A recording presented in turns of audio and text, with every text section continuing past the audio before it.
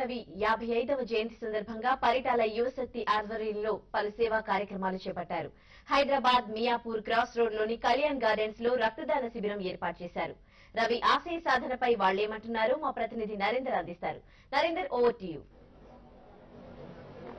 Thank you Darshi. Paritala 50వ జయంతి సందర్భంగా పరిటాల యువశక్తి ఆధ్వర్యంలో భారీ ఎత్తున దాదాపు 50 పడకలకు పైగా ఇక్కడ పరిటాల యువశక్తి ఆధ్వర్యంలో మెగా రక్తదాన శిబిరాన్ని నిర్వహించారు. అయితే ఈ రక్తదాన శిబిరానికి పరిటాల తనయుడు పరిటాల శ్రీరామ్, అదేవిధంగా పరిటాల రవీంద్ర కుమార్తె కూడా ఈ రక్తదాన శిబిరానికి హాజరు కాబోతుంది. అయితే ఈ రక్తదాన శిబిరం అంటే ఈ సామాజిక కార్యక్రమాల ద్వారా పరిటాల శ్రీరామును లోకానికి అంటే ఆంధ్ర రాష్ట్రానికి ఆంధ్రదేశానికి పరిచయం చేసే ఉద్దేశంతో ఇక్కడ పరిటాల అభిమానులు. అయితే ఈ సామాజిక కార్యక్రమాల ద్వారా పరిటాల శ్రీరామ్ను రాజకీయ రంగ ప్రవేశం చేయించడానికి అయితే పరిటాల రవీంద్ర అభిమానులు పెద్ద ఎత్తున అతను ఆసక్తి కనబరుస్తున్నారు. మనతో మాట్లాడడానికి పరిటాల అభిమానులు చెప్పండి సార్, మీరు ఇలాంటి సామాజిక సేవా కార్యక్రమాలు ఎందుకు చేస్తున్నారు సార్?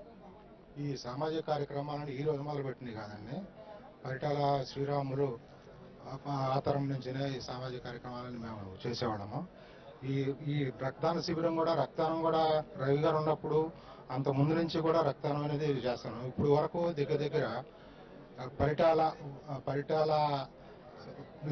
వీళ్ళ మీద వాళ్ళ పేరు మీద దగ్గర ఇప్పుడు వరకు 12,000 బ్లడ్ కలెక్ట్ ఇచ్చారండి ఇప్పుడు యూత్ అంతాను.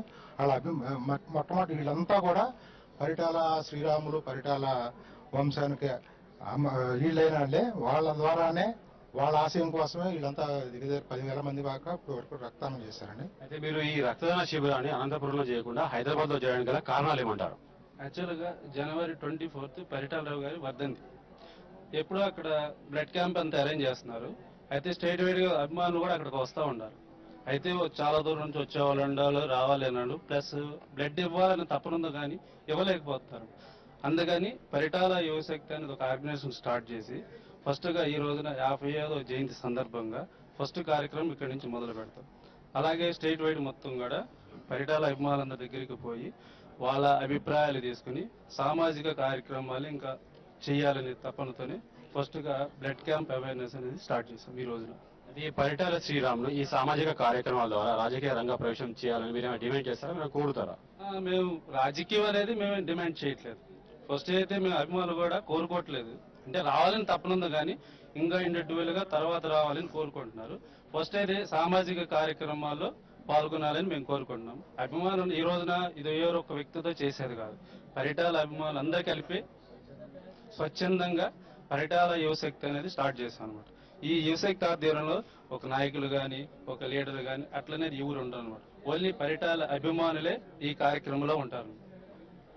ఓకే, మీరు చెప్పండి, ఇలాంటి సామాజిక కార్యక్రమాలు ఇక్కడ హైదరాబాద్ లో జరగడానికి కారణాలు ఏమంటారు? అంటే ఇక్కడ మొత్తం హైదరాబాద్ కానీ అంటే ఆంధ్రదేశానికి కానీ ఆంధ్రప్రదేశ్ మొత్తానికి పరిటాల శ్రీరామును పరిచయం చేయాలని ఉద్దేశం ఉందా?